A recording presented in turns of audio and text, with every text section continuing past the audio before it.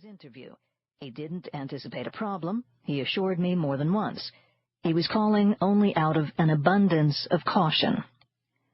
24 hours, I told him. Of course you'll cooperate with the investigation, and of course you'll do it promptly. Time is paramount in these matters, but you shouldn't speak to the DA, or to any other representative of the Commonwealth for that matter, without an attorney at your side.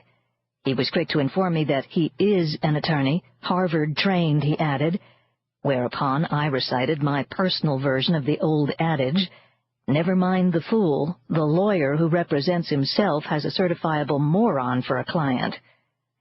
"Answer questions tomorrow," I urged. "Spend this afternoon in my office preparing, and we'll go to the district attorney together in the morning.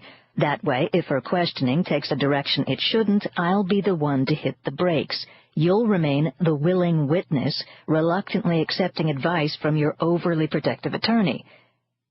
Senator Kendrick's laughter took me by surprise. I wasn't trying to be funny. After a good chuckle, he thanked me for my time, and before I could answer, I was listening to a dial tone. Chapter 2. "Good of you to join us, Martha." Geraldine Schilling is the only person on the planet who calls me Martha, and she knows damn well I'm not here to join anybody. Charles Kendrick called me a second time 10 minutes ago at 1:30 because he's worried, and he should be. "Party's over, Geraldine. No more questions." "Attorney Nickerson can be a bit rude." Geraldine presses an index finger to her cheek and directs her observation exclusively to Senator Kendrick, as though I'm not in the room. "I should have trained her better," she adds. She sounds almost apologetic. Geraldine trained me for a solid decade, when I was an ADA and she was the first assistant. If she'd done the job as she intended, I'd be a hell of a lot worse than rude. I'd also still be a prosecutor, not a member of the defense bar. I lift her black winter coat from the back of an upholstered wing chair in the corner and hold it out, letting it dangle from 2 fingers. "Adios," I tell her. "You're done here." She accepts the heavy coat, but doesn't put it on. Instead, she takes a pack of Virginia Slims from its inside pocket and then drapes it over her arm. She tamps a beige cigarette from the pack, shakes her long blonde bangs at me, then turns to the senator and arches her pale eyebrows. She seems to think he might override my decision. She's mistaken, though. She trained me better than that. "You're done," I repeat. "Senator Kendrick spoke with you voluntarily this morning, but he's not doing that anymore. Not at the moment, anyway. He called his attorney. That's me. This is his home, and I've asked you to leave." "Marty, is that really necessary?" Senator Kendrick is seated on his living room couch, a deep maroon, soft leather sectional. Behind him, through the floor-to-ceiling windows, is a heart-stopping view of the winter Atlantic.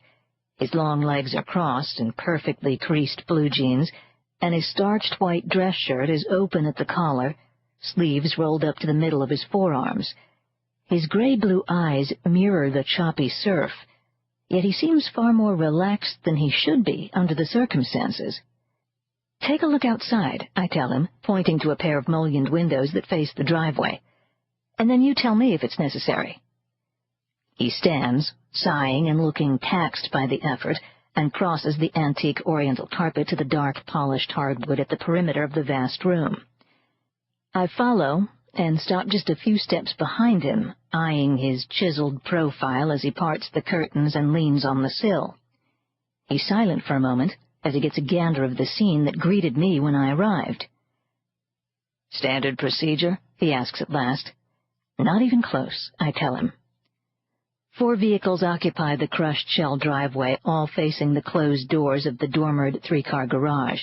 The shiny Buick is Geraldine's. She gets a new one every 2 years without fail, always dark blue. The ancient Thunderbird, in desperate need of a trip to the car wash, is mine. The enormous gray Humvee, I can only presume, is the senator's, and the patrol car belongs to the town of Chatham. 2 uniforms stand in front of it, leaning against its hood and talking, their breath making small white clouds in the cold December air. The Kendrick estate sits on a point, a narrow spit of land that juts out into the Atlantic. It has a solitary neighbor, a small bungalow to the north. Otherwise, the Kendricks enjoy exclusive use of this strip, the front and sides of their spacious house bordered by nothing but open ocean. The cops are in the driveway for a reason, not passing through on their way to someplace else. The Kendrick estate isn't on the way to any place else. The one closest to us is the chief, I tell the senator. $10, says he'll shoot the lock off your front door if your friend, the DA here, presses the right button on her pager. Senator Kendrick pulls the curtains back together and turns away from the windows to face Geraldine. She dons her coat as she stares back at him, transferring her still unlit cigarette from one hand to the other as she threads her arms through the coat's tailored sleeves. "Senator," she snaps, her tone altogether different than it was just moments ago. He stiffens beside me and turns my way, but I stare at Geraldine as her deep green eyes bore into him. "We've barely begun to check out your story," she says, "and already parts of it don't fly." He takes a step toward me, but still I don't look at him. Since I'm the only person in this room who hasn't heard his story, there's not a hell of a lot I can offer. "That can't be," he says. "Shut up, Senator." The utter shock of my command renders him compliant, for the moment at least. Still, I keep my eyes fixed on our district attorney. She carries little more than 100 pounds on her 5'2" frame, but there's not a tougher DA in the Commonwealth. Geraldine Schilling is no lightweight. I take my cell phone from my jacket pocket and flip it open as I walk toward the kitchen, and Geraldine. At this point, I tell her, "You're nothing more than a common trespasser." She laughs. "And I've got the chief on speed dial, too." She laughs again, louder this time, as she moves toward the kitchen door. She pauses, digs out a lighter from her coat pocket, and ignites the tip of the cigarette now pressed between her well-glossed lips. She opens the inner door, sucks in a long drag as she reaches for the outer one, and then blows a steady stream of smoke over her shoulder, her smoldering green eyes moving from mine to the senator's. "Mark my words," she says to both of us. "I'll be back." Chapter 3.